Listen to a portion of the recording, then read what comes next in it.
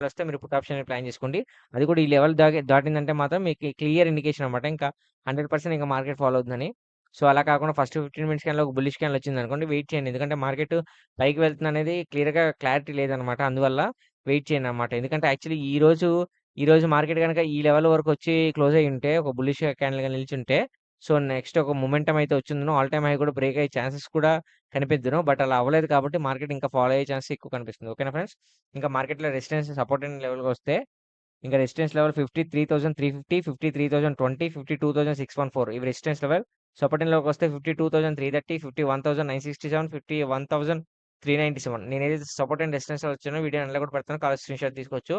And తిరిగి మళ్ళీ మన రేపటి వీడియోలో మళ్ళీ మనం కలుద్దాం. నా వీడియో గనుక నచ్చితే వీడియోని లైక్ చేసి ఛానెల్ అయితే సబ్స్క్రైబ్ చేసుకోండి. ఓకేనా ఫ్రెండ్స్? Thanks for watching.